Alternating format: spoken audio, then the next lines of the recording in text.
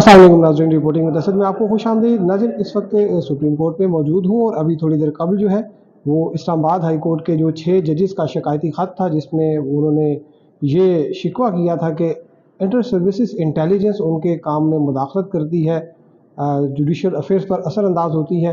उस पर supreme court ने जो है वो सो मोटो नोटिस लिया था। उसकी अभी हेयरिंग हुई।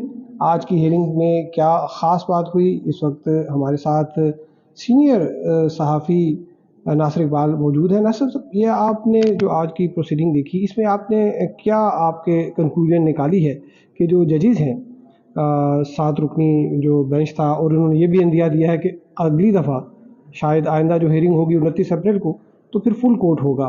तो आज की हेयरिंग में आपने क्या समझते हैं कि जो जजेस की शिकायत थी उसको कितना सीरियसली लिया गया? शुक्रिया असद।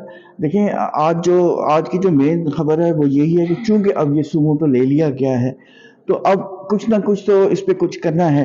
तो जो सीनियर प्यूनी जज हैं, जस्टिस सैयद मंसूर अली शाह साहब, उन्होंने ये बात एम्फोसाइज की है कि अब हमें कोई गाइडलाइंस बनानी पड़ेंगी।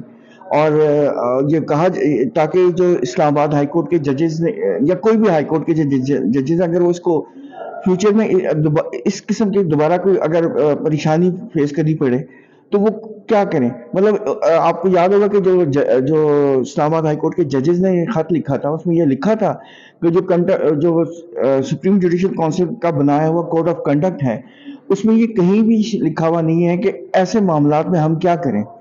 क्या हम कंटेम्प्ट की प्रोसीडिंग्स इनिशिएट करें? लेकिन कंटेम्प्ट की प्रोसीडिंग्स इनिशिएट भी करें तो हमारे पास कोई मतलब सॉलिड एविडेंस नहीं होता। हवा की बुनियाद पे, यानी ऐसी जो बात हवा में हो, उसकी बुनियाद में क्या एक्शन लिया जाए।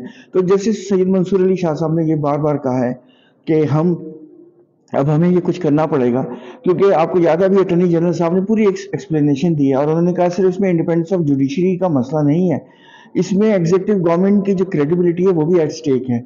अच्छा नासिर, जो अभी मैंने भी जो हेयरिंग देखी उसमें जो मुझे महसूस हुआ कि जो चीफ जस्टिस हैं वो इतना खुश नज़र नहीं आए, वो ना खुश नज़र आए। जो 6 जजेस ने ख़त लिखा और उन्होंने कुछ इंस्टेंसेस भी लिखे। उन्होंने कहा जी कि ये जब आए थे, इन्होंने मुलाकात की थी, उस वक्त मैं चीफ जस्टिस नहीं था, जस्टिस उमर बंदयाल थे। उन्होंने ये भी बताया कि उस मीटिंग में उन्होंने ये तो हवाला दिया कि जस्टिस एजाजुल एहसन मौजूद थे, लेकिन मैं सीनियर प्यून जज था। उनके बाद जस्टिस तारिक मसूद थे हिरारकी में, तो उनको इस मीटिंग का इल्म भी नहीं था। तो आपके ख्याल में ये जो चीज़ उन्होंने कही है, ये किस हद तक, क्या ये उनके फेवर में जाती है 6 जजेस की जिन्होंने ये ख़त लिखा? देखिए, जो मामलात जो हाई कोर्ट के जजेस ने हाईलाइट किए, वो हैं तो पुराने वाक़यात ना। और वो उस ज़माने में भी चीफ जस्टिस जब उमर अता बंदयाल साहब चीफ जस्टिस थे, तो वो उनसे वो मिले भी थे।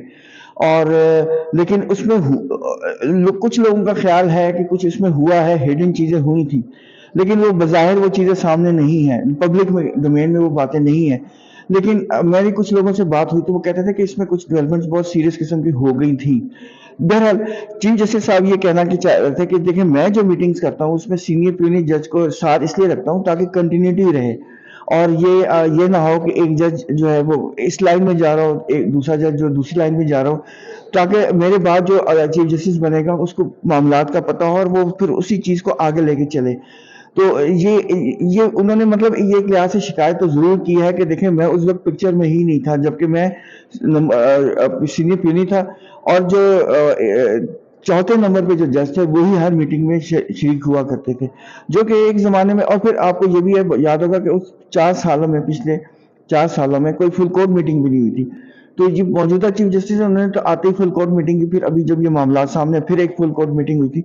तो मुशावरत से साथ लेके चलने का फ़ायदा तो होता है, लोगों में कॉन्फिडेंस आता है। लेकिन ये मामला चूँकि बहुत सीरियस है, तो जो सुप्रीम कोर्ट बार एसोसिएशन की तरफ से एक सजेशन आई कि आप इंक्वायरी कमीशन ही बनाएं, लेकिन जस्टिस मंसूर अली शाह साहब ने कहा कि नहीं, आप हमें कोई गाइडलाइन दें, हम इस पे कुछ सजेशन दें, हम कोई गाइडलाइन तय करेंगे ताकि आइंदा जो वाक़यात हैं वो रोके जा सकें। और जजेस को पता होना चाहिए कि अगर डिस्ट्रिक्ट जज के ऊपर कोई प्रेशर आ रहा है या हाई कोर्ट के जज के ऊपर प्रेशर आ रहा है, तो हमें कैसे डील करना है इन मामलात को। अच्छा ना साहब, ये बताइए कि जो चीफ जस्टिस है जस्टिस काजी फाइज ईसा, आज उन्होंने जो अटॉर्नी जनरल हैं उनको कहा था कि कंटेम्प्ट ऑफ कोर्ट का जो ऑर्डिनेंस है वो पढ़ें। आर्टिकल 204 का भी उन्होंने कहा कि वो पढ़ें। जिसमें है कि जजेस को अगर इंटरफेरेंस वो समझते हैं कि हो रही है तो वो कंटेम्प्ट की पावर्स इनिशिएट कर सकते हैं, का जो तौहीन अदालत का कानून है उसके तहत कार्रवाई इनिशिएट कर सकते हैं। तो आपके ख्याल में ये इस प्रोसीडिंग में उन्होंने ये बात क्यों की, ये कानून उन्होंने क्यों पढ़वाया और ख़ुद भी पढ़ा जो ओपन कोर्ट थी उसमें? ये देखिए बात वही है ना कि अगर वो कंटेम्प्ट की कोर्ट, जो वो कहना चाह रहे थे कि हाई कोर्ट के पास ये अथॉरिटी थी कि वो कंटेम्प्ट कोर्ट खुद इनिशिएट कर लेते बजाय इसके कि वो लेटर हमें लिख देते हैं। लेकिन प्रॉब्लम ये है ना कि अगर वो कंटेम्प्ट ऑफ कोर्ट इनिशिएट भी करते तो वो साबित कैसे करते, वो किसको बुलाते और किसको पेनलाइज करते, क्योंकि कंटेम्प्ट में पावर है ना कि वो कि किसी को सजा दी जा सकती है। तो वो पिन पॉइंट कैसे करते हैं, ये बहुत सारे मामला है, क्योंकि इंटेलिजेंस एजेंसी हर काम खुलेआम तो नहीं करती ना ही कोई बंदा सामने आता है, और जो अगर कोई सामने भी आता है तो बेसिकली वो सामने नहीं होता, पीछे कोई और होता है। तो ये बड़ा डिफिकल्ट था। तो मेरा ख्याल में जो अब सुप्रीम कोर्ट जिस साइड पे जा रही है, जिस लाइन पे जा रही है, बेहतर है कि वो शायद कोड ऑफ कंडक्ट में भी अमेंडमेंट लेके आएगी और कोई ऐसी गाइडलाइंस भी देगी कि आइंदा के इस तरह के मामला को डील कैसे करना है। वो मतलब इस तरह के क्लियर कट गाइडलाइंस आ जाएंगी मेरे ख्याल में। अच्छा, एक आखिरी सवाल ये, नासिर साहब के जो तसद्दुक़ हुसैन जिलानी का जो कमीशन बना था, ये हमें पता चला कि जो वज़ीर कानून है उनका ब्रेन चाइल्ड था, तो वो तो रद्द हो गया। आज अगरचे bar association, supreme court bar association के सदर ने दोबारा से उसकी तरफ जाने की कोशिश की थी, लेकिन जस्टिस सदर मनल्ला और जस्टिस मंसूर अली शाह जो हैं उन्होंने इसको रद्द कर दिया। तो आपके ख्याल में, और फिर जो काजी फायजीसा जो है उन्होंने भी बताया कि वो उन पर दबाव था जस्टिस तसद्दुक़ हुसैन जिलानी पर, तो इस वजह से उन्होंने जो है वो शायद इसको जो है मुनासिब नहीं समझा कि वो उसको हेड करते। आपके ख्याल में अभी जो प्रोसीडिंग चल रही है, तो क्या कोई इम्कान है कि कोई दोबारा इंक्वायरी हो, या जुडिशियल इंक्वायरी का कोई इम्कान आप देखते हैं कोई है? देखिए, इस मामले को इंक्वायरी तो होगी, करनी पड़ेगी। अटॉर्नी जनरल साहब ने भी कहा ना कि आप बेशक वो अमेंडमेंट भी ले आए कोड ऑफ कंडक्ट में, और अगर आप समझते हैं कि कोई इंक्वायरी होनी चाहिए तो उसका रास्ता भी, मैकेनिज्म भी बता दें। तो देखिए, इंक्वायरी तो करनी पड़ेगी, लेकिन अब वो इंक्वायरी कौन करेगा, ये मामला अब ये शायद हो सकता है कोई जुडिशियल कमीशन बन जाए, या हो सकता है कोई और मैकेनिज्म के जरिए बने। अब ये तय होगा मेरे ख्याल में, ये जो हियरिंग होगी इसमें ये चीज़ें क्लियर हो जाएंगी। जी, बहुत शुक्रिया नासिर इकबाल साहब। तो वैसे ये आज की जो हियरिंग थी उसमें जो लुबे लुबाब ये था कि अब फुल कोर्ट जो है वो मीटिंग होगी। जहाँ तक बात है कि जजिस ने जो लेटर लिखा था उस पर जो चीफ जस्टिस जो है उनकी तो वो बड़े क्लियर नज़र आए थे, और उनका ये था कि जो तौहीन अदालत का जो कानून है वो भी उन्होंने पढ़वाया।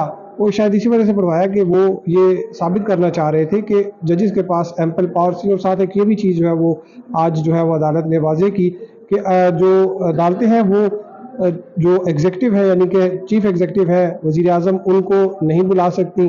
और साथ में उन्होंने ये भी कहा कि जो इस्लामाबाद हाई कोर्ट है वो सुप्रीम कोर्ट के मातहत नहीं है, और जो हाई कोर्ट्स हैं वो अपने अपने कानून जो है वो खुद वज़ा करेंगी, और ये अगर सुप्रीम कोर्ट उसमें क्या जो है वो एक्शन ले सकती है, क्या स्टेप इन किस तरह से करेगी, इस पर जो है मज़ीद मुशावरत होगी। 29 अप्रैल को जो है वो इसकी हियरिंग होगी। चीफ जस्टिस का कहना है कि वो अपने जजेस के साथ भी जो है वो मुशावरत करेंगे। आपको हम अपडेट करते रहेंगे। अब तक के लिए इतना ही, हमारे साथ रहने का शुक्रिया। अल्लाह हाफ़िज़।